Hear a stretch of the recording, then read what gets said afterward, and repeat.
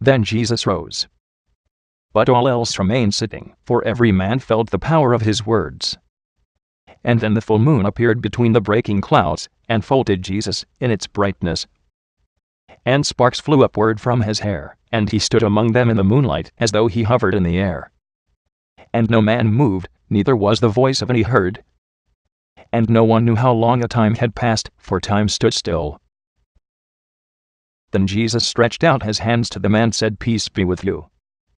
And so he departed, as a breath of wind sways the green of trees. And for a long while yet the company sat still, and then they woke in the silence, one man after another, like as from a long dream. But none would go, as if the words of him who had left them ever sounded in their ears. And they sat as though they listened to some wondrous music. But at last one, as it were a little fearfully, said, "How good it is to be here." Another would that this night were everlasting. And others would that he might be with us always. Of a truth he is God's messenger, for he planted hope within our hearts. And no man wished to go home, saying, "I go not home, where all is dark and joyless." Why should we go home where no one loves us? And they spoke on this wise, for they were almost all poor, lame, blind, maimed, beggars, homeless, despised in their wretchedness, who were only born for pity's sake, in the houses where they found a few days' refuge. Even certain, who had both home and family, said, "We also will stay with you." For every man felt that the words of him who was gone bound the little company with threads invisible. And all felt that they were born again. They saw before them a shining world, even when the moon was hidden in the clouds. And in the hearts of all blossomed wondrous flowers of wondrous beauty, the flowers of joy. And when the bright sunbeams appeared over the earth's rim, they all felt that it was the Son of the coming kingdom of God. And with joyful countenances they went forth to meet God's angels. And many unclean and sick followed Jesus' words, and sought the banks of the murmuring streams. They put off their shoes and their clothing, they fasted, and they gave up their bodies to the angels of water, and of sunshine. And the earthly mother's angels embraced them, possessing their bodies both inwards and outwards. And all of them saw all evils, sins, and uncleannesses depart in haste from them. And the breath of some became as stinking as that which is loosed from the bowels, and some had an issue of spittle, and evil smelling, and unclean vomit rose from their inward parts. All these uncleannesses flowed by their mouths. In some, by the nose, in others by the eyes and ears. And many did have a noisome and abominable sweat come from all their body, over all their skin. And on many limbs great hot boils broke forth, from which came out uncleannesses with an evil smell, and urine flowed abundantly from their body, and in many their urine was all but dried up and became thick, as the honey of bees, that of others was almost red or black, and as hard almost as the sand of rivers. And many belched stinking gases from their bowels, like the breath of devils. And their stench became so great that none could bear it. And when they baptized themselves, the angel of water entered their bodies, and from them flowed out all the abominations and uncleannesses of their past sins, and like a falling mountain stream gushed from their bodies a multitude of hard and soft abominations. And the ground where their waters flowed was polluted, and so great became the stench, that none could remain there. And the devils left their bowels in the shape of multitudinous worms which writhed in impotent rage, after the angel of water had cast them out of the bowels of the sons of men. And then descended upon them the power of the angel of sunshine, and they perished there in their desperate writhings, trod underfoot by the angel of sunshine. And all were trembling with terror, when they looked upon all these abominations of Satan, from which the angels had saved them. And they rendered thanks to God, who had sent his angels for their deliverance. And there were some whom great pains tormented, which would not depart from them, and knowing not what they should do, they resolved to send one of them to Jesus, for they greatly wished he should be with them. And when two were gone to seek him, they saw Jesus himself approaching by the bank of the river.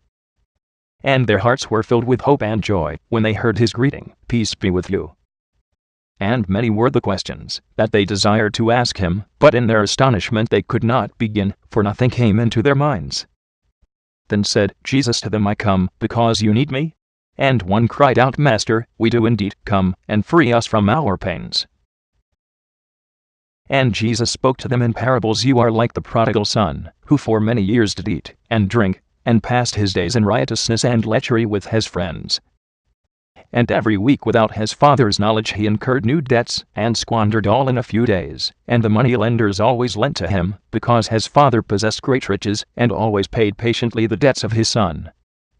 And in vain did he with fair words admonish his son, for he never listened to the admonitions of his father, who besought him in vain that he would give up his debaucheries which had no end, and that he would go to his fields, to watch over the labor of his servants. And the son always promised him everything if he would pay his old debts, but the next day he began again. And for more than 7 years the son continued in his riotous living. But, at last, his father lost patience, and no more paid to the money-lenders the debts of his son. "If I continue always to pay," he said, "there will be no end to the sins of my son." Then the money-lenders, who were deceived, in their wrath took the son into slavery, that he might by his daily toil pay back to them the money which he had borrowed. And then ceased the eating and drinking, and the daily excesses. From morning until night by the sweat of his face he watered the fields, and all of his limbs ached with the unaccustomed labor. And he lived upon dry bread, and had naught but his tears with which he could water it. And 3 days after he suffered so much from the heat, and from weariness, that he said to his master, "I can work no more, for all my limbs do ache." "How long would you torment me?" "Till the day when by the labor of your hands you pay me all your debts, and when 7 years are past, you will be free." And the desperate son answered weeping, "But I cannot bear so much as 7 days.